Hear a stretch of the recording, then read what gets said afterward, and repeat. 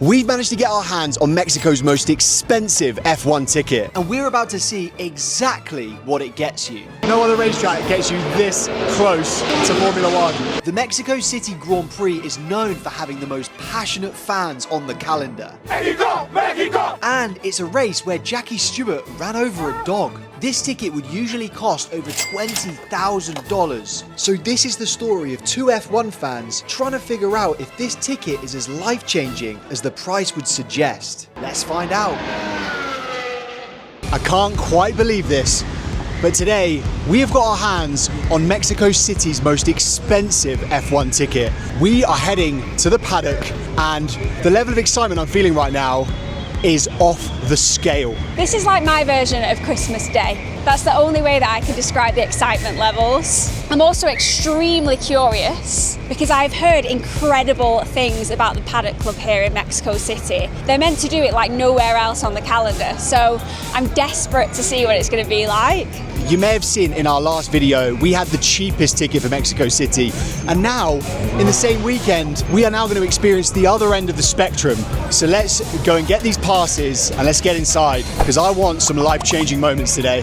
If you feel sorry for the dog Jackie Stewart ran over in Mexico in 1970, make sure you press the hype button on this video. But as we headed through the gate, we had no idea that life-changing moment number one would come before we'd even got inside the paddock. We're in, and already it feels like we're at an F1 race. The atmosphere in here is electric, and we've only just stepped through the door. We've got the main grandstands behind us, and there is a stage which I'm pretty sure Kimi Antonelli might be speaking on right now. So we've just walked in, and I've just seen Kimi Antonelli put on a Lucha Libre Rey Mysterio mask. But this isn't the Paddock Club yet. We have to go to a secret entrance to get into it. Off we head to the paddock. I'm just going to put it out there. I think before we've even got to the paddock, we've already got life-changing moment number one in the bag secured. Kimi in a Rey Mysterio mask. But at this point, we'd reached the secret entrance. So whilst we get chaperoned to the paddock, let's tell you about how we got our hands on these tickets. Last year, we did the impossible. We DM'd every single driver and F1 sponsor asking for a free paddock pass. And after hundreds of attempts, hey, is that Gary? We got one dream response. How would you both like to join us in the paddock all 3 days? What?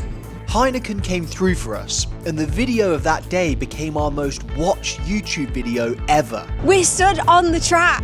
It's overwhelming. So we decided to push our luck and ask for a paddock pass for our ultimate bucket list race. Mexico! Mexico! Just like last time, we're not obliged to post this video about our time in the Mexican paddock, but quite frankly, this day was so wild, why would we not share it?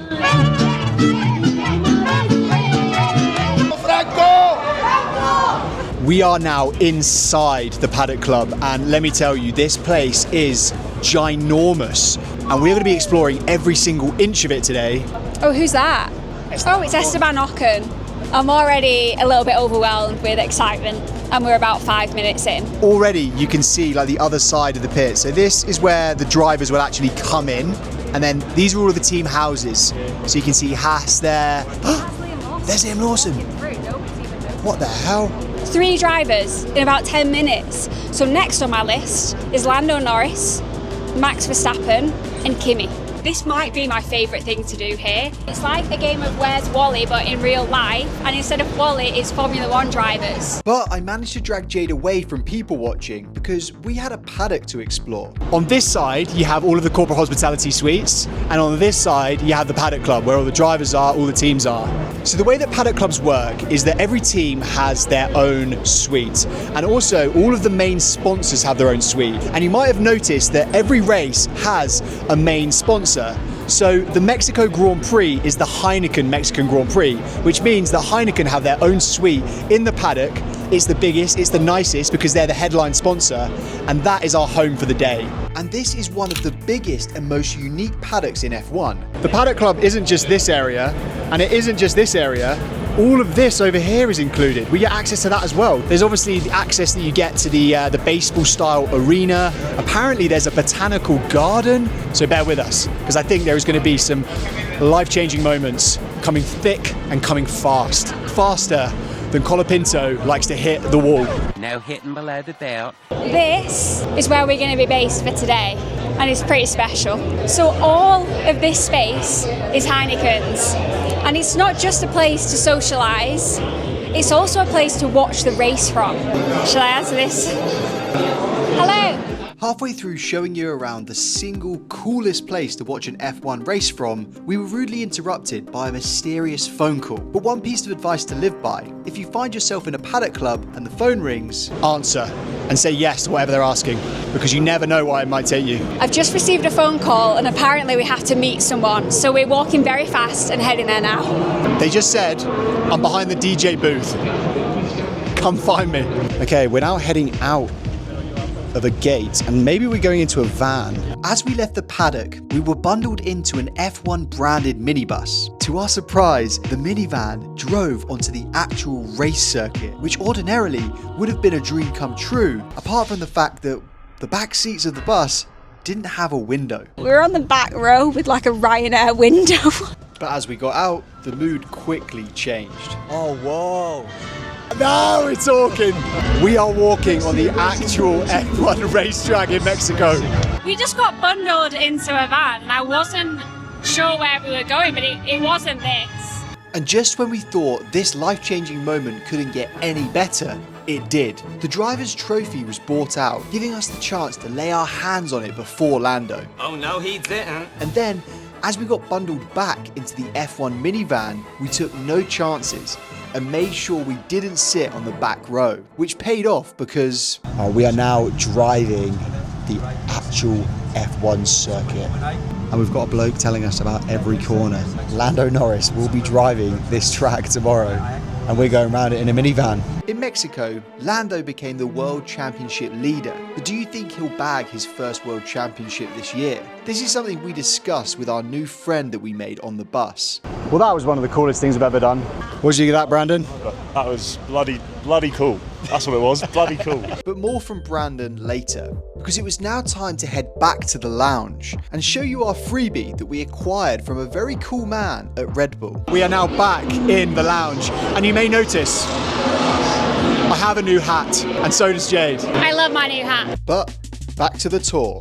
This is the Heineken Suite. There is a bar that serves every type of Heineken you could ever imagine. So you get to be this close to some of the winners' trophies in F1. Dutch Grand Prix, you've got the Chinese Grand Prix and the Vegas Grand Prix. And the Vegas Grand Prix one is very significant because that is where Max won his 4th championship. Over here we have got a replica of Max's suit. It's almost like a Red Bull museum. And here's some bits from the car like the halo. This is probably the most important part of any F1 car because it keeps the drivers safe. I would argue that the tyres and wheels are more important than the halo. But they're just a given. They're a given. So not only can you get unlimited drinks in this area, but there's also unlimited food through this very secretive curtain. Wow, it smells phenomenal. I've gone for some shrimp, which looks really good. And Jade's got some chicken and noodles. But there was seafood, there was like tuna, there was cheese boards, there was desserts. And it is all hand cooked in front of you. So there are loads of chefs in there plating it all up and positioning the food. So it's quite fancy. This is actually the highest altitude race of the F1 calendar, about 2,500 meters above sea level, which is apparently about 6 Burj Khalifas piled on top of each other. So this prawn is a long way from home. But after a quick refuel, we were now hungry for more life-changing moments, and successive moments were on their way. More life in the best bit of the lounge that we had not yet explored. It is actually crazy. I can't quite believe I'm about to show you this. So the best part of this room is that there is a balcony just out of this door. So that is the pit lane, and that is the pit walls of all of the teams. This is right in front of the McLaren pit wall. I'm so close to the McLaren pit box, I feel like I can touch it. And I'm so close to the pit wall that I can actually see what they're looking at on their screens. This balcony stretches all the way along, and every suite has a little section like this. So you can obviously choose to watch the race from here. So yeah, the Heineken suite is there, and the VIP seating is here. No other racetrack gets you this close to Formula One. But one of the big problems about attending F1 races is that you miss the live coverage on TV. Or do you? I love F1 weekend warm-up. So this is a bucket list moment because I'm watching it live as it happens. So after watching Laura Winter give her thoughts on Mexico, and before we explore the rest of the paddock, it was time to introduce you to our new friend who has a very interesting story. It's about squeezing the absolute most out of life and annual leave. Being a fan of the same sport gives you an instant connection, and it turned out we had more than just F1 in common. So this year I'm trying to attend every F1 race, so all 24, whilst working full time and for £20,000. I'm on track at the moment, it's looking very tight, but yeah, only 5 races to go now. How long before you actually executed the idea were you thinking about it? I sort of last summer was thinking, is it possible, isn't it possible, without leaving my job? And then I figured out it was, and I thought if I don't do it this year, then maybe I'll never do it. So I just started booking stuff, and that was it. What has been your favourite race this season? 2 of the highlights have been Japan and Austria for me. Japan, the race was quite boring, but the event was amazing. And Austria, the view over the hills and the sunshine. But what about The big question. what is your prediction for the 2025 season? Who's going to be world champion? I am sticking with Oscar Piastri as my champion. And he calls himself a British motorsport fan. Go and follow Brandon on all the socials, full-time Formula. Watch him complete the challenge in Abu Dhabi this year, and then who knows what's to come next. Exactly, who knows? Congratulations, it's been awesome. Thank you, great to meet you both. Thank you. So it's now time to head back in because, believe it or not, there's actually more to see. We're just going to finish this, and then we're going to go and explore the rest of the paddock because it is enormous. There's a lot more to see, and I'm a little worried that if we don't get cracking now, we might not get to see it all. We have heard that later we might be able to potentially go down to the pit lane. We don't know yet, so we'll wait and see. We're now leaving the comforts of our Heineken home, and we are venturing into the wild. Let's see what we can find. So this area is called the Tech Hub. You can do eSIMs, you can actually have the engineers talk to you whilst you watch the race. The drivers talk to the pit wall almost constantly throughout the race. And we only hear on the TV little snippets of the radio. Someone's listening to everything the teams say to each other and they pick out what we hear. I would like that job. This is Foro Sol, and this actually used to be a baseball stadium that they have converted into part of the track. So this bridge takes us over there. I'm going to get a good glimpse of it. As the cars go through the Foro Sol, they are actually at their slowest in the whole racetrack. So they're going at about 60 miles an hour, which is good and bad, I suppose. You want to see the cars going full throttle, but really, if you're watching it as a spectator, you want to get as much glimpses of the cars as possible. So the slower they're going, the better. So these really tight, slow speed corners are great for spectators. So yesterday, F1 and George Russell did a really cool video where George Russell sneaks into the grandstand with a Lucha Libre mask on and watches F1 from the grandstands, which supposedly he hasn't done in years. So George Russell came in and out of the paddock using this gate here, and he went up into this grandstand and was sat up in one of these seats. Behind the scenes with Ryan. This section is in what is probably the most iconic part of any racetrack on the F1 calendar. This is the Foro Sol, and the drivers actually go through a stadium. So to celebrate that, this part of the Paddock Club is just filled with bars to drink at. There's a DJ, there's a taco stall over here, and it has the most insane view of the most famous part of any F1 track. You don't really get a stadium atmosphere at F1 races just because of the nature of it, whereas here, because these stands are inside the curve of a stadium, it just adds a whole other layer of atmosphere to this race. And we won't get to experience it this year, but apparently when Checo used to drive through that part of the track, the whole crowd erupted. Checo is still a very, very high profile guy here in Mexico. Every poster, billboard, Uber ad has Checo's face on it. That guy has more brand deals than David Beckham. From the sun deck, we spotted another life-changing moment, but unfortunately, not one for us. Another thing that is on the menu card for the Paddock Club is you can sign yourself up to go on an open back truck that drives you around the circuit. We've done it in Shanghai and it was one of the best experiences of my life. I can imagine that doing it in Mexico is maybe even better because you get to go through this amazing stadium. We're not going to get to do it today, but That is a life-changing moment for someone, for sure. But then Jade spotted something that would also change your life, but in the wrong way. I have a soft spot for merch, but the problem is that it is so expensive at race weekends. So a top tip is that you should just buy it on Vinted before you get here. But I'm going to check how much the cheapest thing costs. A McLaren t-shirt is £145. That is crazy. And that's not even the most expensive shirt. After this shock to the system, Jade needed a break and a stiff drink. All this walking around at altitude is really getting to me, so I just need a quick break at the bar. And then the tour continued. I haven't seen this before at any other race, but across the whole paddock there are unusual sculptures and statues and paintings, and it's all part of a silent auction. So any of these things you can take home with you if you bid enough. And if the merch costs that much, you should just think how much this penguin in a helmet costs. But this is the perfect place for a silent auction. It's a load of very wealthy individuals that have had one too many drinks. This paddock is like an L shape, and we're now walking down the other bit of the L, and there are loads more suites here, but there is one in particular that is very interesting, very luxurious, very bougie. Lewis Hamilton owns a brand called +44, and they've done a collaboration with Soho House. So at certain races in the year, they have a +44 Paddock Club suite. We've been peering through all the different suites on the walk down here. It's luxurious. And everything in here is luxurious, so you can only imagine how luxurious this is. So that is a House 44 representative taking their clients to the pit lane. We'll pop up on screen now how much it costs for a ticket into this place. I shudder to think. So as we get to the end of this row, there is another terrace. And that is what I really want from a paddock club. I want different places to watch the racing action. So we've got this sort of balcony area, and just over here,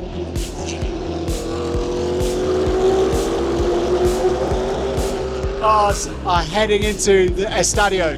So if you think about watching the Formula One on TV, the reason it's so good is because you get so many different angles. But if you're in a grandstand, you just get one static view. But if you're in the Paddock Club, you can move around and see the cars from loads of different vantage points. And although good viewing spots are expected, Paddock Clubs always seem to throw up things you really don't expect. There is a full pig behind me being roasted.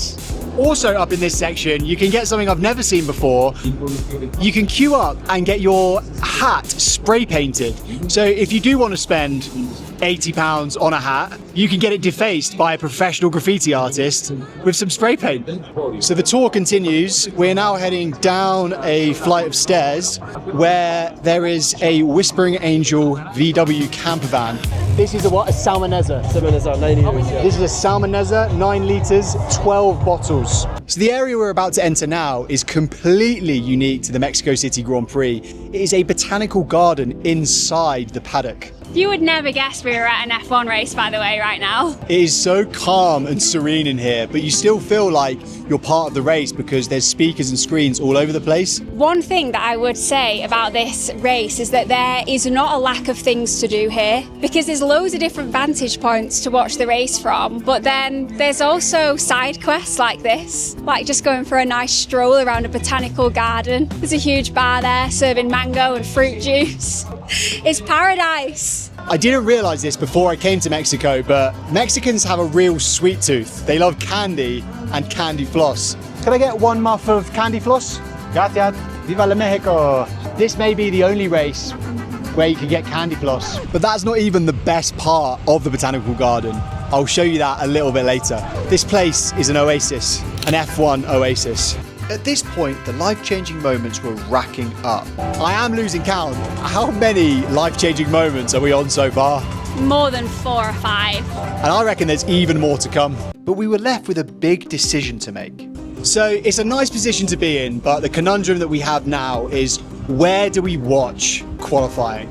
Because obviously the best atmosphere is in El Stadio. The best view is from the Heineken balcony because you're so close to the pit boxes. But then also, you can get even closer to the track than both those areas in another special location, which we're going to have to try. It's the sign of a good paddock club. So with 3 rounds of qualifying coming up, we decided to split our time between all 3 viewing spots to ultimately determine where's the best place to watch the Mexican Grand Prix, starting with Q1 on the Heineken balcony. You can't get any closer than this. During qualifying, all the cars get weighed by the FIA, and from these seats you can literally see it happen. I actually saw into Max Verstappen's visor. I was that close. I also saw an unsafe pit release. That is wild. I've just seen a McLaren be pushed back into the pits. I was so close, I could smell the sweat on Oscar Piastri's head. This is awesome, but I think we can get even closer to the cars. So for Q2, we decided to leave the lounge behind in search of something even better. How's your day going? Very well. But before we headed anywhere, we spotted something very cool. As you can probably predict, Lance Stroll was eliminated in Q1, and now we can walk outside and watch the drivers' reactions live. We have made our way back to the Botanical Gardens because when we were here earlier, we spotted that you could get within a hair's breadth of the cars, closer than Max is to Oscar Piastri's World Championship. At the end of this path is the track. I cannot believe how close to the track we are right now. This is like a hidden secret that no one knows about.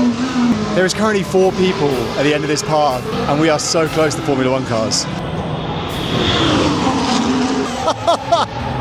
That is insane. If this was in general admission, it would be packed. There would be hundreds of people sat here from 5 in the morning waiting for this racetrack view. What is the catch? And there's no one here. So we've been in touching distance of the pit lane. We have been in touching distance of F1 cars on track on the final corner. Where can we go from here? I think we should experience the atmosphere of Estadio. He's ahead of his rival for the title. A dramatic Q3 was experienced inside the roaring atmosphere of the stadium. And with Lando bagging a pole, the on-track action did not disappoint. This is unbelievable. After the qualifying action wrapped up, we had one last life-changing moment to round off the day. We are now about to enter a sacred part of any F1 track, the pit lane. Oh, wow. This is special. The teams are getting ready in their running gear, they're getting their bikes out, and they're about to go and cycle the Mexico circuit, which I think is pretty special. This is no doubt a life-changing moment. The Mexico Paddock Club is the most unique place we've ever watched F1, especially the Foro Sol Stadium atmosphere. Make sure you subscribe and go and watch our other paddock videos, and let us know which race should we go to next.